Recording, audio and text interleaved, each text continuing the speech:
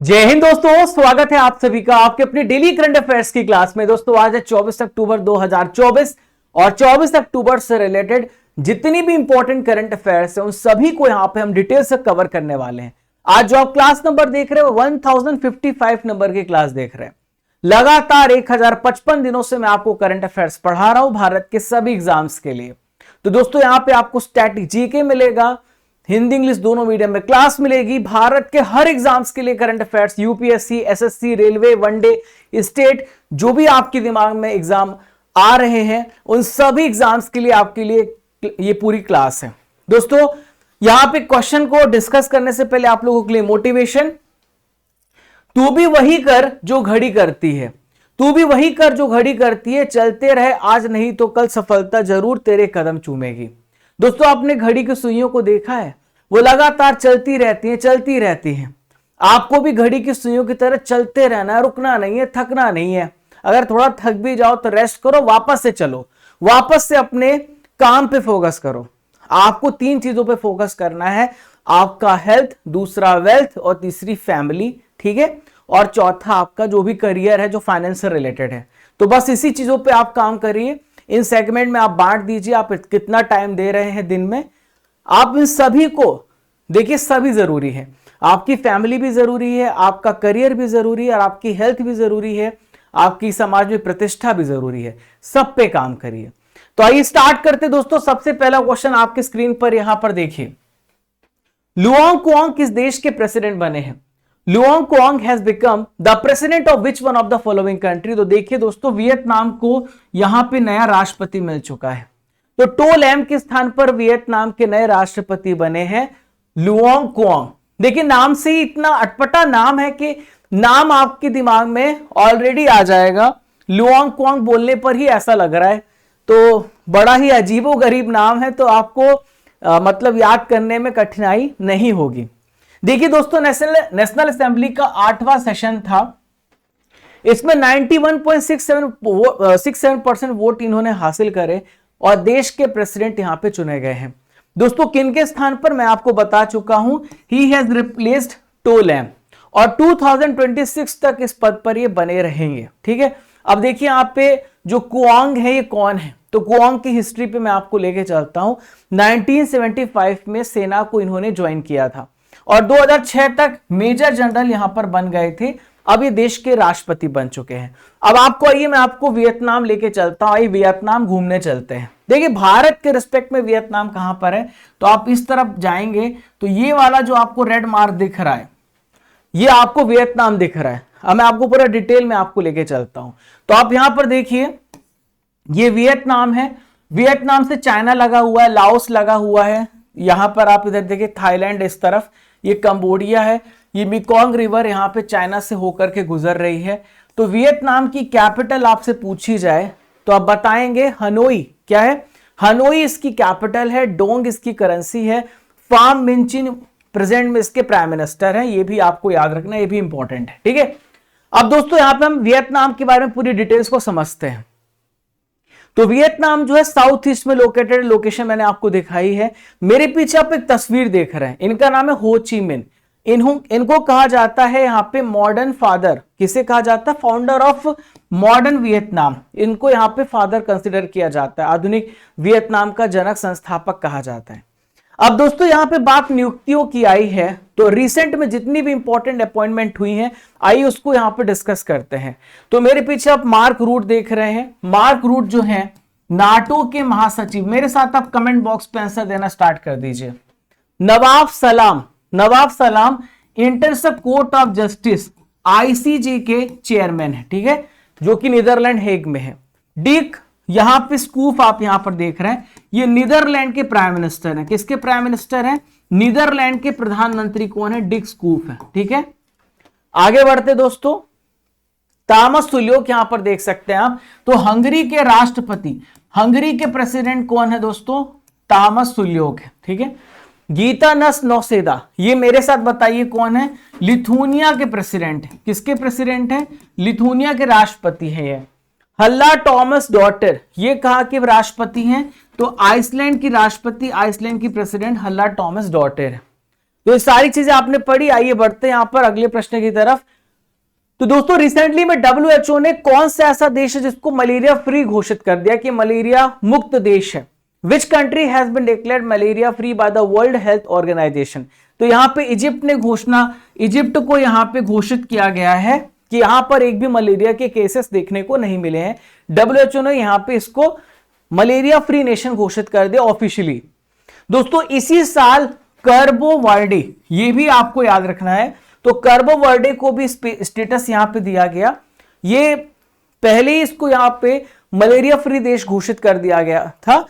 अब दूसरा देश अभी यहां पर देखिए इसी साल का, विश्व का दूसरा देश इस साल का जिसको WHO ने ऑफिशियली मलेरिया फ्री स्टेट घोषित किया वो इजिप्ट है। ठीक है, तो मिस्र को ये जो उपलब्धि हासिल हुई है ये 5वां ऐसा कंट्री है। अब तक पूरी दुनिया में 44 ऐसे देश हैं जहां पर आपको मलेरिया के केसेस देखने को नहीं मिलेंगे। मलेरिया बहुत ही डेडली डिसीज है दोस्तों, आपके आरबीसी को प्रभावित करती है। अब आपके मन में सवाल उठ रहा होगा क्या भारत में मलेरिया के केसेस है? तो आप देखिए हर मोहल्ले में आपको मलेरिया केसेस देखने को मिलेंगे। बहुत सारे मच्छर हैं, मच्छरों की वजह से मलेरिया होता है, डेंगू होता है, येलो फीवर होता है, बहुत सारी बीमारियां होती हैं यहाँ पे मच्छरों की वजह से। तो जो मलेरिया होता है दोस्तों, कौन सा यहाँ पे परजीवी है जिसकी वजह से आपको मलेरिया होता है? तो इसका नाम है इस पैरासाइट का प्लाज्मोडियम। ठीक है, अब दोस्तों सवाल उठता है कि नर मच्छर काटता है या मादा मच्छर काटती है? तो मादा एनाफिलिस नाम के मॉस्किटो होता है जो कि इस परजीवी को कैरी, जब आपको यहाँ पे मादा मच्छर काटती है तो आपके शरीर के अंदर प्लाज्मोडियम परजीवी को इंजेक्ट कर देती है। दोस्तों यहाँ पे रोनाल्ड रॉस के बारे में हम डिस्कस करेंगे। तो रोनाल्ड रॉस एक ऐसे व्यक्ति थे जिन्होंने यहां पर बताया कि मच्छरों से मलेरिया फैलता है और इन्होंने 1897 में इसकी खोज की थी। ठीक है, 1897 में, जिनकी वजह इनको यहां पे नोबेल अवार्ड भी मिल चुका है। ठीक है, अब दोस्तों मेरे पीछे आप यहां पे तस्वीर में एक यहां पर देख सकते हैं मलेरिया की वैक्सीन, इसका नाम है RTS-AS01, मॉक्सीरिक्स नाम है इसका। ठीक है, तो दोस्तों मलेरिया की ये वैक्सीन है, पहली वैक्सीन है। अब देखिए इजिप्ट की बात आई तो इजिप्ट की लोकेशन को मैं थोड़ा दिखा देता हूं। तो आप यहां पर आप यहां पे मैप देख सकते हैं, तो ये अफ्रीका कॉन्टिनेंट है, ये आपको यहां पे इजिप्ट दिख रहा है। ये गाजा स्ट्रिप है, गाजा पट्टी है जहां पर आपको पता है कि भयंकर युद्ध चल रहा है। ये इजराइल वाला इलाका है, ये जॉर्डन है, सऊदी अरब है। ये सऊदी अरब और इजिप्ट के बीच में आपको लाल सागर देखने को मिलेगा, रेड सी।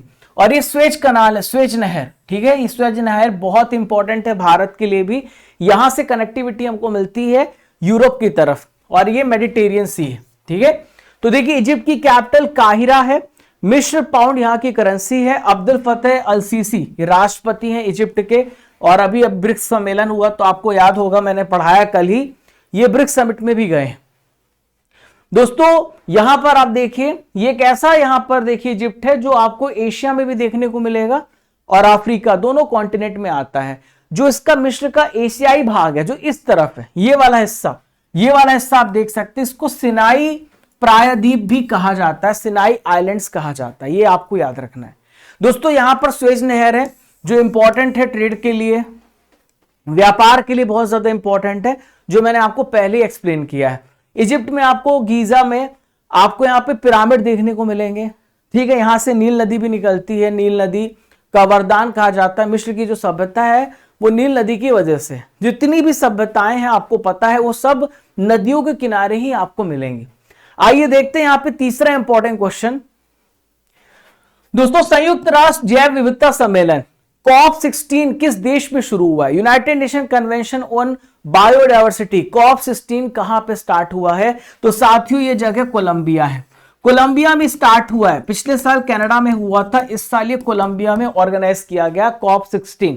ठीक है, तो संयुक्त राष्ट्र जैव विविधता सम्मेलन कोलंबिया के कैली सिटी में हुआ है। तो दोस्तों ये सम्मेलन क्यों करा जा रहा है? तो आपको पता बायोडायवर्सिटी को बहुत ज्यादा नुकसान हो रहा है, तो हमें बायोडायवर्सिटी के नुकसान होने से रोकना है और हमें यहाँ पे प्रतिबद्ध होना है। हमें यहाँ पे अपने आप को ये फोकस करके चलना है कि हम यहाँ पे कमिट करके चलेंगे कि हमें यहाँ पे जो बायोडायवर्सिटी का नुकसान हो रहा है उसको हमें रोकना ही रोकना है, वरना धीरे धीरे हम भी मर जाएंगे, हम भी खत्म हो जाएंगे। क्योंकि हम सभी जितने भी बायोटिक और एबायोटिक कंपोनेंट है ना, एक दूसरे से जुड़े हुए हैं। अब देखिए ये 21 अक्टूबर से लेके 1 नवंबर तक ये सम्मेलन का आयोजन किया जाएगा COP16 का। और यहां पर अगर आपसे पूछा जाए कि संयुक्त राष्ट्र जैव विविधता सम्मेलन ये कब से स्टार्ट हुआ, तो आपको याद होगा एक ब्राजील में रियो डी जेनेरियो में अर्थ समिट हुआ था। दुनिया भर के देश यहां पे पार्टिसिपेट किए थे 5 जून 1992 को, और 5 जून को हम विश्व पर्यावरण दिवस भी मनाते हैं, ठीक है, इसी वजह से। तो रियो डी जेनेरियो में यहां पर इस सम्मेलन किया गया था। पिछले साल ये कहां पर हुआ था, मैंने आपको बताया पिछले साल ये कनाडा मॉन्ट्रियल में हुआ था, ये COP15 हुआ था, ठीक है। अब दोस्तों 2024 के जो इंपॉर्टेंट सम्मेलन है अब तक हुए, मैं पूरा आपको रिवाइज करा देता हूं, मेरे साथ आप सभी यहां पे रिवाइज करेंगे। तो क्वाड सम्मेलन इस साल कहां हुआ है, अमेरिका में हुआ है। नेक्स्ट ईयर इंडिया में होगा। ब्रिक्स शिखर सम्मेलन यहां पे कहां पर हुआ इस साल, रशिया में ब्रिक्स शिखर सम्मेलन अभी चल रहा है, आपको बताया था करंट अफेयर्स में। एससीओ की बैठक कहां पर हुआ, अभी मीटिंग हुई है, तो ये जो मीटिंग में बता रहा हूं इस्लामाबाद पाकिस्तान में हुई है। वैसे एससीओ की बैठक जो हो चुकी है वो कजाकिस्तान में हो चुकी है, ठीक है, अस्ताना में। 7वां हिंद महासागर सम्मेलन 2024 ये कहां पर हुआ, पर्थ ऑस्ट्रेलिया में हुआ। ये क्वेश्चन एनडीए में पूछा गया था, ठीक है, एनडीए सीडीएस में पूछा गया था। 11वां विश्व सरकार शिखर सम्मेलन कहां पर हुआ, यूनाइटेड अरब एमिरेट्स में हुआ, यूएई में हुआ है, ठीक है। अगला है 9वां रायसीना डायलॉग, भारत हर साल ऑर्गेनाइज करता है। मोबाइल वर्ल्ड कांग्रेस 2024 ये कहां पर हुआ, स्पेन में हुआ। कहां पर हुआ है, स्पेन में ऑर्गेनाइज किया गया, ठीक है। वॉन जलवायु सम्मेलन कहां पर हुआ दोस्तों, जर्मनी में हुआ। कहां पर हुआ है, जर्मनी में हुआ है। 50वां G7 शिखर सम्मेलन कहां पर हुआ दोस्तों, इटली में। कहां पर हुआ, इटली में हुआ है, ठीक है। तो सारे इंपॉर्टेंट जो कन्वेंशन थे इस वर्ष के, जितने भी इंपॉर्टेंट कन्वेंशन अभी हमने रिवाइज किए, ऐसे हम डेली बहुत सारे परीक्षा संजीवनी में रिवाइज करते रहते, पढ़ते रहते हैं। अब दोस्तों कल जो मैंने आपसे क्वेश्चन पूछा था कि इंडिका की पुस्तक किसने लिखी है, तो मेगास्थनीज ने लिखा है। सेलिकस निकेटर का यहाँ पे राजदूत था, वो भेजा गया था। खजुराहो के मंदिर कहाँ पे स्थित है, तो मध्य प्रदेश में है, आपको पता है, छतरपुर। भारत में पशुओं का सबसे बड़ा मेला कहाँ पे लगता है, तो बिहार जाइएगा, सोनपुर में, वहां पे सबसे बड़ा आपको पशुओं का मेला देखने को मिलेगा। अब आपको 3 क्वेश्चन का आंसर देना है, जल्दी से सभी को देना है। पोरस और सिकंदर का युद्ध कहां हुआ था, हवा महल कहां पर स्थित है, और अर्थशास्त्र नाम की जो बुक है किसने लिखी। इन तीनों क्वेश्चन का आंसर आपको डेफिनेटली यहां पे कमेंट बॉक्स पे हर बच्चे को पार्टिसिपेट करना है। आइए देखते हैं चौथा क्वेश्चन आपके स्क्रीन पर। भारत और कौन सा देश है जिसके बीच में कॉरिडोर समझौते को लेकर के 2029 तक 2029 तक इसे बढ़ा दिया गया है। तो देखिए भारत और किस देश के बीच में, पाकिस्तान के बीच में एक समझौता है। जैसे पाकिस्तान मैं बोलता हूं तो आपके मन में उत्सुकता बढ़ जाती है। तो 2029 तक यहां पर ये जो कॉरिडोर एग्रीमेंट है ये बढ़ाया गया है। तो आप मेरे पीछे यहां पर आप गुरुद्वारा देख रहे हैं, सभी एक बार नमन कर लीजिए। तो भारत और पाकिस्तान ने करतारपुर जो कॉरिडोर है उसको यहां पे बढ़ा दिया है। जो करतारपुर जगह है, देखिए ये जो गुरुद्वारा पाकिस्तान में है, तो पाकिस्तान हमारे सिख भाइयों को जाना पड़ता है। तो भारतीय जो तीर्थ यात्री हैं जो यहां जाना चाहते हैं, तो 2029 तक पाकिस्तान में करतारपुर साहिब गुरुद्वारा वो जा सकेंगे, इसे बढ़ा दिया गया है। तो भारत और पाकिस्तान के बीच में एग्रीमेंट कब हुआ था, 2019 में हुआ था। और दोस्तों अभी इसमें आपको $20 सेवा शुल्क देनी पड़ती है, लगभग 1700 रुपए समथिंग आपको यहाँ पे फीस लगती है। इसको लेकर के भारत ने पाकिस्तान से कहा इसे फ्री कर दीजिए, हम आपसे अनुरोध कर रहे हैं। तो जो करतारपुर साहिब है वो पाकिस्तान के किस जिले में आता है, तो नरोवाल जिला है, वहां पर ये गुरुद्वारा लोकेटेड है जो कि सिख धर्म से रिलेटेड है। अभी मैंने आपको बताया भी है, ठीक है। तो आप यहां पर देख सकते हैं ये जो हमारे संस्थापक हैं, जो सिख धर्म के संस्थापक है गुरु नानक देव जी हैं, तो इनके जीवन से जुड़ा हुआ है, ठीक है। तो गुरु नानक देव जी ने अपना जो लाइफ का लास्ट फेज था, मतलब लाइफ के 18 साल थे वो इस जगह पर बिताए थे। तो बहुत ही पवित्र स्थल है। तो यहां पर सभी लोग जाते हैं, ना केवल सिख धर्म के लोग, सभी लोग जाते हैं, अपना माथा टेकते हैं, आशीर्वाद लेते हैं। और आप सभी को हर जगह जाना चाहिए, चाहे वो गुरुद्वारा हो, चाहे वो मस्जिद हो, चाहे वो मंदिर हो, सभी जगह माथा टेकना चाहिए, सभी जगह से आशीर्वाद लेना चाहिए। अब दोस्तों यहां पर आप बात करें हम, तो इमरान खान यहां पर आप मेरे पीछे देख रहे हो जो जेल में कैद हैं बहुत सालों से। तो देखिए 9 नवंबर 2019 को इन्होंने करतारपुर कॉरिडोर खोला था, ठीक है, भारत पाकिस्तान के रिश्ते को मजबूत किया था। अब यहां पर 8 बजे से दोपहर 3 बजे तक आप यहां पे जा सकते हैं और तीर्थयात्रियों को सूर्यास्त होने से पहले लौटना भी पड़ता है, ठीक है। आइए देखते हैं दोस्तों 5वां क्वेश्चन आपके स्क्रीन पर। 5th क्वेश्चन, 24वीं राष्ट्रीय पैरा तैराकी चैंपियनशिप 2024 का जो टाइटल है किस राज्य ने जीता है? 24th नंबर का नेशनल पैरा स्विमिंग चैंपियनशिप किसने जीता है? तो कर्नाटक ने यहां पर इस चैंपियनशिप को अपने नाम किया है। कर्नाटक ने टोटल 392 अंक यहां पे अर्जित किए और 24th नंबर का राष्ट्रीय पैरा तैराकी चैंपियनशिप को यहां पे जीत लिया है। इसके बाद नाम आता है महाराष्ट्र का, जिसने 378 पॉइंट यहां पे अर्जित किए। फिर आता है राजस्थान का, जिसने 248 पॉइंट यहां पे अर्जित किए हैं।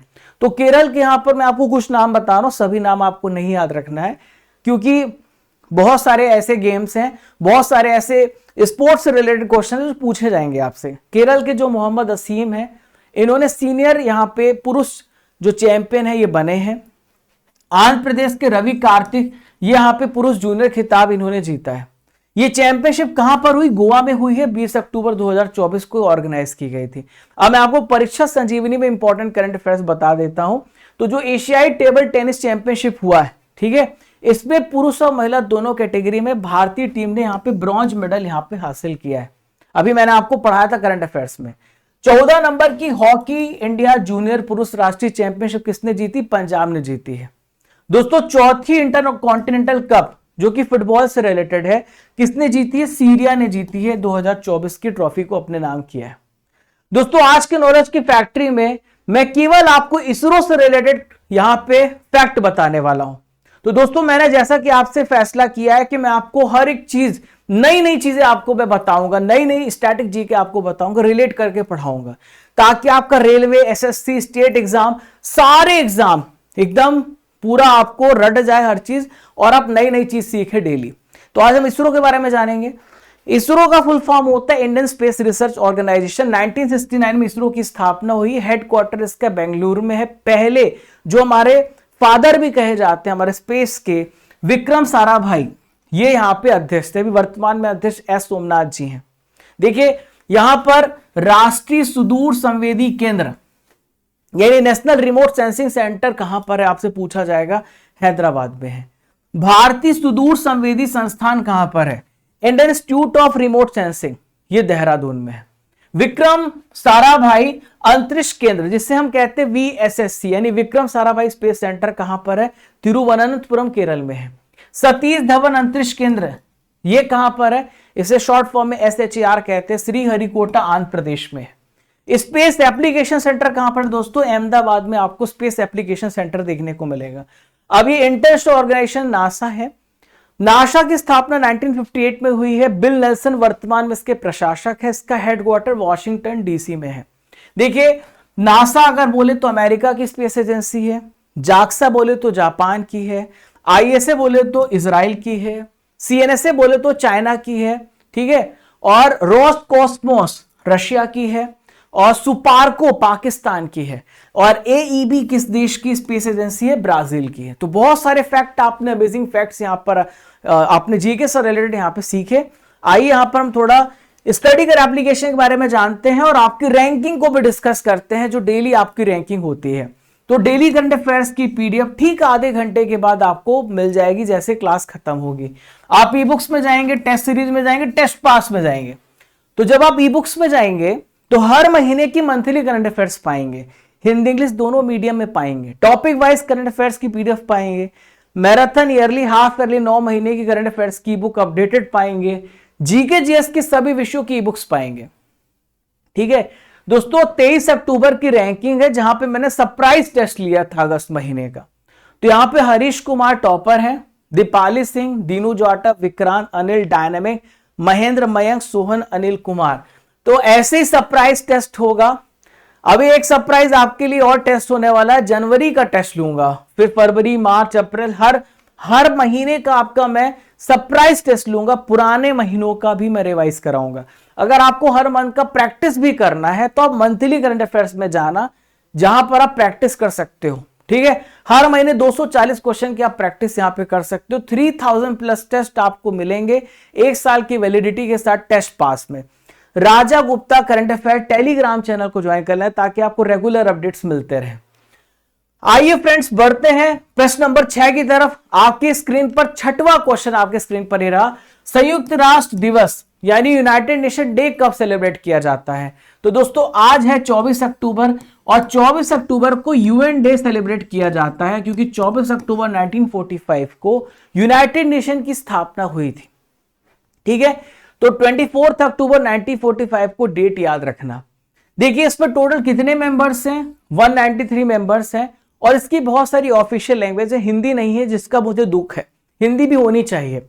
तो रशियन है, फ्रेंच है, अंग्रेजी है और यहां पर अरेबिक है, चाइनीज है, स्पेनिश है। ये सारी भाषाएं हैं जो यहां पे यूनाइटेड नेशन में यूज होती है, हिंदी नहीं है जो बहुत ही गुस्सा दिलाती है। अब यहां पर आप इन व्यक्ति को देख रहे हैं जिनको प्रतिबंधित कर दिया इजराइल ने गुस्सा होकर के, जब ईरान ने हमला किया तो बोला हम आपको तो बुलाएंगे नहीं, आपने तो कुछ बोला ही नहीं। तो जैसे हम लोग के यहां भी होता ना, है ना, मुंह फुला लेते फूफा जी, वैसे यहां पर इजराइल फूफा ने मुंह फुला लिया, बोला आपने तो कुछ कहा ही नहीं है। ठीक है, तो महासचिव कौन है? एंटोनियो गुटेरेस, इन्हीं पे प्रतिबंध लगाया। हेडक्वार्टर यूनाइटेड नेशन का न्यूयॉर्क यूएसए में है और उद्देश्य अंतरराष्ट्रीय शांति को बढ़ावा देना। कुछ भी शांति नहीं, हर जगह आप देखो वायलेंस चल रहा है, हर जगह आपको युद्ध देखने को मिल रहा है। तो भैया बहुत अच्छा नहीं है यूनाइटेड नेशन। अब देखिए यूनाइटेड नेशन के कुछ इंपॉर्टेंट ऑर्गन्स हैं, हमें क्या, हमें तो एग्जाम क्वालिफाई करना है, अपना घर चलाना है। ठीक है, तो यहाँ पे इंपॉर्टेंट ऑर्गेनाइजेशंस देखिए, अंग्स हैं, इंपॉर्टेंट ऑर्गन्स है, ऑर्गेनाइजेशन कह रहा हूं। महासभा जनरल असेंबली अभी देखो आप पूरे सितंबर महीने लगी है। फिर है इकोनॉमिक एंड सोशल काउंसिल, आर्थिक सामाजिक परिषद। फिर है इंटरनेशनल कोर्ट ऑफ जस्टिस, ये तीसरा है। चौथा है सिक्योरिटी काउंसिल जिसमें 15 मेंबर होते हैं। फिर है ट्रस्टीशिप काउंसिल, न्यास परिषद। फिर है सचिवालय जिसे यूनाइटेड नेशन सेक्रेटरीट कहते हैं। तो एक स्पेशल वीडियो मैं आपको यूनाइटेड नेशन के लिए बना दूंगा जहां पर मैं आपको सब कुछ इसको डिटेल में एक्सप्लेन कर दूंगा। अभी डेली करंट अफेयर्स पढ़ रहे हैं इसलिए केवल करंट अफेयर्स मेनली फोकस करके हम पढ़ते हैं और उससे रिलेटेड थोड़ा स्टैटिक जीके मैं आपको बताता हूं। तो इंटरनेशनल जो न्यायालय है, जो कोर्ट ऑफ जस्टिस है, वो नीदरलैंड में है। ठीक है, नवाब सलाम अभी मैंने आपको बताया भी था, इसके वर्तमान में अभी जो है चीफ जज है, चेयरपर्सन है। तो संयुक्त राष्ट्र सचिवालय का प्रमुख प्रशासनिक अंग अंतरराष्ट्रीय न्यायालय भी है। और यहां पर संयुक्त राष्ट्र की स्थापना कैसे हुई थी? यूनाइटेड नेशन चार्टर के तहत हुई थी, जो 30 अक्टूबर 1945 को संयुक्त राष्ट्र में शामिल हुआ। कौन? भारत शामिल हुआ, भारत इसमें इंक्लूड किया गया। तो देखिए जो चार्टर था ना, जब यहां पे इसे बनाया गया था तब 50 कंट्रीज थे, भारत भी इसके संस्थापक सदस्यों में से है और अब तो 193 कंट्रीज हो गए। तो 26 जून 1945 को ये जो चार्टर था सैन फ्रांसिस्को में सिग्नेचर किया गया और फिर उसके बाद 24 अक्टूबर 1945 को इसकी स्थापना हो गई। ठीक है, आइए बढ़ते हैं फ्रेंड्स 7वें प्रश्न की तरफ। 7वां क्वेश्चन आपके स्क्रीन पर, आइए देखते हैं। आपको, मुझे पता है आपको बहुत अच्छे से हर चीज समझ में आ रही है और बहुत ही आपको इंटरेस्टिंग सा सेशन लगता है। दीपिका कुमारी ने तीरंदाजी विश्व कप फाइनल में कौन सा मेडल जीता है? तो दीपिका कुमारी ने, प्यारे साथियों, सिल्वर मेडल जीता है। दीपिका कुमारी का रिलेशन किससे है? आर्चरी से है। तो मेरे पीछे आप दीपिका कुमारी देख रहे हैं, बहुत ही एग्रेसिव फेस है, आप देखते हैं हमेशा कुछ ना कुछ भारत के लिए करती हैं। तो दीपिका कुमारी ने यहां पे आर्चरी का जो यहां पे वर्ल्ड कप हो रहा था 2024 में अभी हुआ, महिला रिकर्व कंपटीशन में भारत को सिल्वर मेडल यहां पे दिलाया है। ये कहां पर हुआ है ये भी आपसे पूछा जा सकता है। तो ये हुआ है मैक्सिको में, 19 और 20 अक्टूबर को हुआ है। जगह है मैक्सिको का, ये जो जगह है तलास्कला, क्या नाम है? तलास्कला, मैक्सिको में ऑर्गेनाइज। मैक्सिको कहां पर आता है? ये आता है नॉर्थ अमेरिका में आता है। ठीक है, यूनाइटेड स्टेट्स ऑफ अमेरिका के ठीक नीचे मैक्सिको की लोकेशन है। तो दीपिका 9वीं बार विश्व कप फाइनल खेल रही थी और भारत के विश्व कप फाइनल में सिर्फ यहां पर डोला बनर्जी ने यहां पे 2007 में, मेरे पीछे आप देख सकते हैं, इन्होंने गोल्ड मेडल जीता है। तो दीपिका कुमारी इस कंपटीशन में सिल्वर मेडल कई बार लाई हैं, गोल्ड नहीं ला पाई हैं, 11, 12, 13, 15, 24 में। और 2018 में इन्होंने ब्रॉन्ज मेडल जीता था। इस बार इन्होंने 2024 में सिल्वर मेडल ही जीता है। ठीक है दोस्तों, बात कर लेते हैं वर्ल्ड आर्चरी की। तो देखिए 1931 में, यहां पे 1931 में आपको याद रखना है, यहां पे इसकी स्थापना हुई थी वर्ल्ड आर्चरी फेडरेशन की। लॉजान स्विट्जरलैंड में इसका हेडक्वार्टर है। 168 यहां पे सदस्य हैं। इसके अध्यक्ष जो है वो है डॉक्टर उगुर आर्डेनर, ठीक है, टर्की के हैं ये। क्वेश्चन नंबर 8 आप सभी के स्क्रीन पर ये रहा, 8वां प्रश्न। राष्ट्रीय डेयरी विकास बोर्ड का हीरक जयंती समारोह ये कहां पर आयोजित किया गया? डायमंड जुबली सेलिब्रेशन जो था वो कहां पर ऑर्गेनाइज किया गया?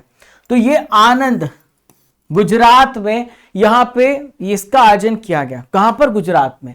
तो आप मेरे पीछे आप देख सकते हैं अमित शाह जी को, हमारे देश के वर्तमान गृह मंत्री हैं, सहकारिता मंत्रालय भी संभाल रहे हैं।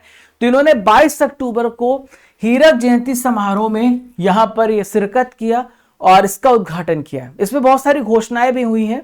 तो अमित शाह ने आनंद में मदर डेयरी की 210 करोड़ रुपए की यहां पर एक फ्रूट और जो वेजिटेबल का प्रोसेसिंग यूनिट है उसका भी शिलान्यास किया है, ठीक है। ये फल और सब्जी का प्रोसेसिंग यूनिट होता क्या है दोस्तों? आप जो मार्केट में बहुत सारी चीजें देखते हैं तो वो प्रोसेस होके बन, जैसे बिस्किट हो गया तो आटे से बनता है, और जो भी मैगी होता है मैदे से बनता है, आटे से भी बनता है। तो ये प्रोसेसिंग इंडस्ट्री जो कच्चे सामान को एक अदर प्रोडक्ट में तैयार करती है उसे प्रोसेसिंग इंडस्ट्री कहते हैं। तो मेरे पीछे डॉक्टर वर्गीस कुरियन को आप देख रहे हैं, जिनको फादर ऑफ क्या कहा जाता है दोस्तों? इनको फादर ऑफ मिल्क रेवोल्यूशन कहा जाता है। इनकी वजह से भारत में एकाएक जो मिल्क का उत्पादन था बहुत ही ऊपर बढ़ गया और भारत आज सबसे दुनिया में टॉप पे है। तो राष्ट्रीय डेयरी विकास बोर्ड की स्थापना 1965 ने डॉक्टर वर्गीस कुरियन ने की थी। राष्ट्रीय डेयरी बोर्ड का हेडक्वार्टर कहां पर दोस्तों? आनंद, गुजरात में है। देखिए इसका उद्देश्य यही है कि डेयरी को भारत के हर जगह तक पहुंचाना, हर रूरल इलाके तक पहुंचाना, उनको साधन बनाना, ठीक है, उनको यहां पे रिसोर्स देना। देखिए ऑपरेशन फ्लड जो था वो कब शुरू हुआ? 1970 में ऑपरेशन फ्लड यहां पे स्टार्ट किया गया था और यहां पे डॉक्टर वर्गीस कुरियन को यहां पे मिल्क मैन या फादर ऑफ व्हाइट रेवोल्यूशन कहा जाता है। देखिए 26 नवंबर को कुरियन जी का जन्मदिन होता है और इसी दिन हम मनाते हैं नेशनल मिल्क डे। देखिए दुनिया में भारत का जो योगदान है मिल्क के प्रोडक्शन में 25% है, नंबर 1 है। भारत में कौन कौन से राज्य मिल्क के प्रोडक्शन में नंबर 1 है? तो यूपी पहले नंबर पे, राजस्थान सेकेंड नंबर पे, थर्ड नंबर पे एमपी है, फोर्थ नंबर पे गुजरात, फिफ्थ नंबर पे आंध्र प्रदेश है। वहीं पे भारत पूरी दुनिया में फर्स्ट नंबर पे, सेकेंड पे US, third Pakistan, fourth China और फिफ्थ यहां पे ब्राजील है। क्वेश्चन नंबर 9 आप सभी के स्क्रीन पर रहा, 9वां प्रश्न। आइए देखते हैं। हाल ही में सेंट्रल गवर्नमेंट ने उसना चावल और ब्राउन राइस पर जो एक्सपोर्ट था, जो निर्यात शुल्क था, उसको घटा दिया है। तो एक्सपोर्ट ड्यूटी यहां पे कितनी कर दी? देखिए एक्सपोर्ट ड्यूटी, इंपोर्ट ड्यूटी है क्या? जब आप अपना सामान दूसरे देशों को भेजते तो सरकार उस पर कुछ चार्ज करती है, उसे एक्सपोर्ट ड्यूटी कहते हैं। और जब दूसरे देशों से सामान हमारे देश आता है तो उसे आयात कर, आयात शुल्क, आप उसे इंपोर्ट ड्यूटी कहते हैं। तो अगर आप चावल भेजोगे, ब्राउन राइस भेजोगे तो सरकार आप पे यहाँ पे 0%, शून्य यहाँ पे टैक्स लगाने वाली है। तो इसका आंसर हो जाएगा 0, ठीक है। तो यहां पे सरकार क्या करना चाहती है? निर्यात को बढ़ाना चाहती है। सीधा सीधा सा मतलब है लोग एक्सपोर्ट करेंगे, उनको ज्यादा कमाई होगी। तो सेंट्रल गवर्नमेंट ने उसना चावल और ब्राउन राइस पर जो एक्सपोर्ट ड्यूटी है उसको 0 कर दिया है, ठीक है। तो फाइनेंस मिनिस्टर ने उसना चावल, जो भूरा चावल इसे ब्राउन राइस कहते हैं आप कहते, और धान जो होता है उसके एक्सपोर्ट पे पहले 10% लगता था, अब इसे 0 कर दिया, जो ऐसा कि मैंने आपको बताया है। इसके अलावा ये बासमती चावल मेरे पीछे आप देख सकते हैं, इस पे भी पिछले महीने एक्सपोर्ट ड्यूटी 0 की गई थी, ठीक है दोस्तों। यहां पर इसे उसना चावल को अलग अलग नाम से भी जाना जाता है, इसे जैसे पर बॉइल्ड राइस भी कहते हैं।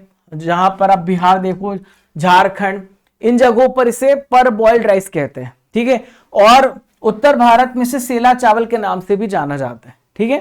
तो धान को छिलके सहित उबाला जाता है और फिर उसे सुखाकर चावल अलग कर दिया जाता है, ये तो आपको पता है प्रोसेस।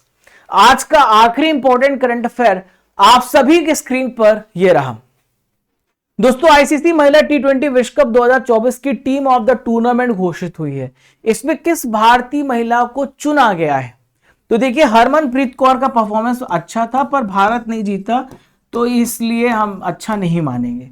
तो हरमनप्रीत कौर जो है, आप यहां पर मेरे पीछे आप देख सकते हैं, तो भारतीय क्रिकेट कप्तान भी हैं प्रेजेंट में।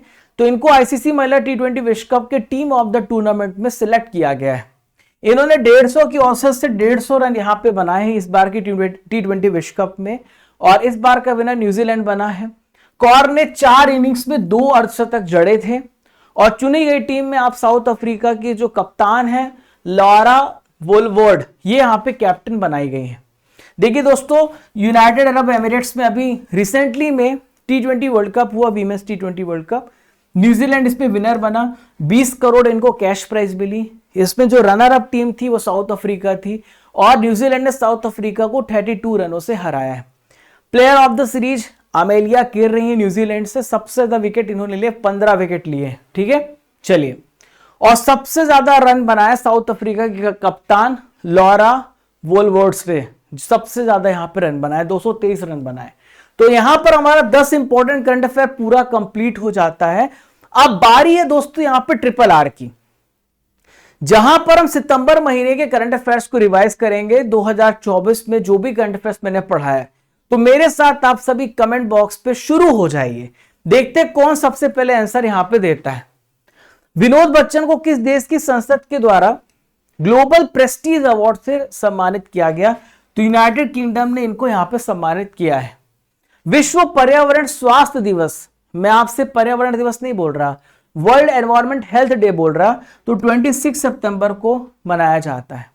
मनकीरिया समुदाय किस राज्य में वनों पर निवास अधिकार पाने वाला छठा विशेष रूप से कमजोर जनजाति पीवीटीजी बना है? तो उड़ीसा इसका सही आंसर हो जाएगा।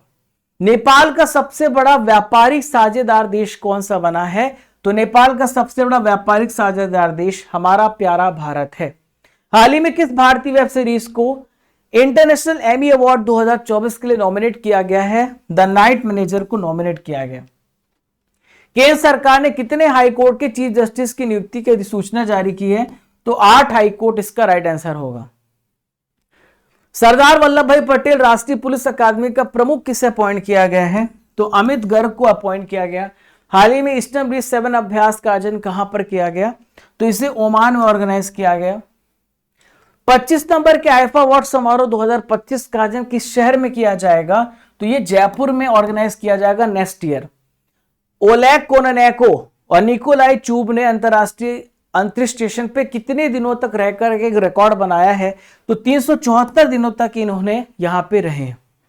दोस्तों कल था 23 अक्टूबर, और 23 अक्टूबर के करंट अफेयर्स का यहां पे हम रिवीजन करेंगे, जो करंट अफेयर्स कल आप सभी ने पढ़े। आइए देखते हैं आप कितने प्रश्न इसमें सही कर पाते हैं। तो पहला प्रश्न है, वैश्विक बहुआयामी गरीबी सूचकांक में भारत जो है, भारत तो है ही सबसे गरीब देश, ऐसा इसमें बताया, मैंने आंसर बता दिया। स्विफ्ट परियोजना किस राज्य में स्टार्ट हुई है? तो स्विफ्ट परियोजना असम राज्य में स्टार्ट हुई है। पहली बार G7 रक्षा मंत्रियों की बैठक किस देश में आयोजित की गई है? तो इटली में ये ऑर्गेनाइज किया गया। 16वां ब्रिक्स शिखर सम्मेलन 2024 का आयोजन किस देश में किया जा रहा है? तो 16th ब्रिक्स शिखर सम्मेलन रशिया में हो रहा है। 17वां एशियन क्रॉस कंट्री चैंपियनशिप में भारत ने कितने गोल्ड मेडल जीते हैं? तो भारत ने इसमें 7 गोल्ड मेडल जीते हैं। चक्रवाती तूफान दाना भारत के किस राज्य को अफेक्ट करेगा? तो उड़ीसा राज्य में आज ये टकराएगा। 18 नंबर के प्रवासी भारतीय दिवस 2025 का आयोजन कहां पर किया जाएगा? तो भुवनेश्वर में ऑर्गेनाइज किया जाएगा नेक्स्ट ईयर। दलित उप कोटा लागू करने वाला सबसे पहला राज्य कौन सा बना है? तो हरियाणा यहां पे राज्य बना है। उड़ान योजना को कितने सालों के लिए बढ़ाया गया है? तो उड़ान योजना को 10 सालों के लिए बढ़ाया गया है। कॉमनवेल्थ गेम 2026 में इनमें से किस खेल को बाहर कर दिया गया है? तो क्रिकेट, हॉकी, बैडमिंटन, इन सभी गेम्स को यहां पे बाहर कर दिया गया है। दोस्तों यहां पर रेलवे के 2020 के प्रश्नों को हम डिस्कस कर रहे हैं, प्रीवियस ईयर एनटीपीसी के। तो आइए यहां पर इसी सीरीज को कंटिन्यू करते हैं, और कल हम यहां पे फिर उत्तर प्रदेश बिहार के प्रीवियस ईयर क्वेश्चन को भी डिस्कस करेंगे। इनमें से कहां पर पहली बार सिंधु घाटी सभ्यता की खोज की गई?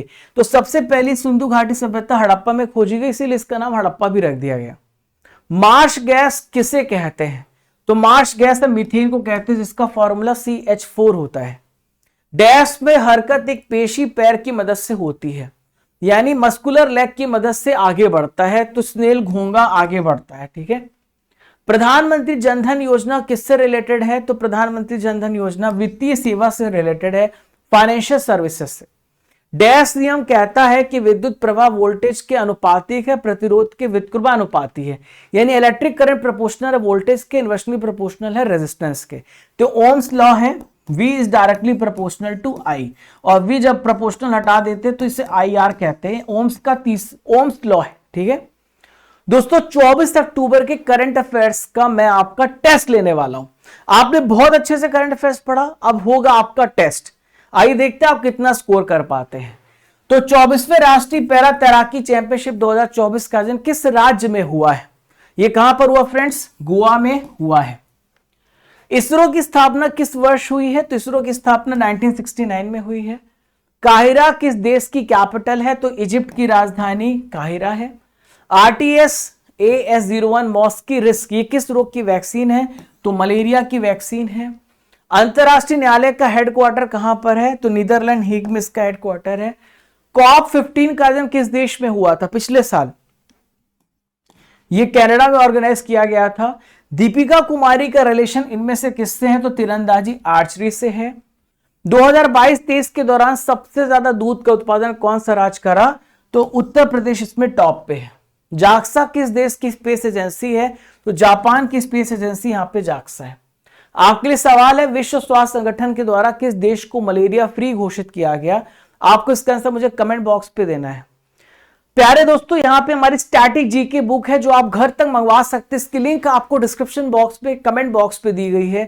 थर्ड लिंक इसकी है, सेकेंड लिंक है और थर्ड लिंक है, सेकेंड लिंक है। हाँ, तो कमेंट बॉक्स, डिस्क्रिप्शन बॉक्स पे यहाँ पे दी गई स्टैटिक जीके की बुक आप घर तक मंगवा सकते हैं। SSC, banking, railway, GD, school entrance, जितने भी एग्जाम होते हैं 81 टॉपिक्स हैं, आप घर तक मंगवा सकते हैं और घर पे आपकी पहुंच जाएगी। आप ऑर्डर करिएगा और यहां पर हम इसका रेगुलर टेस्ट भी लेते हैं। अभी टेस्ट नहीं हो रहा था, अब टेस्ट आपका स्टार्ट हो जाएगा। आज आप यहाँ पे पेज नंबर 21 से लेके 25 तक पढ़िएगा। 2-2, 3-3 पेज करके जो हमारा 5-6 दिन से गैप हो गया उसको हम यहाँ पे फिलअप करेंगे। तो दोस्तों मिलते हैं अगले इंपॉर्टेंट सेशन के साथ। तब तक के लिए जय हिंद, जय भारत, खुश रहे, मुस्कुराते रहे। मिलते हैं अगले सेशन में। चलिए, बाय बाय।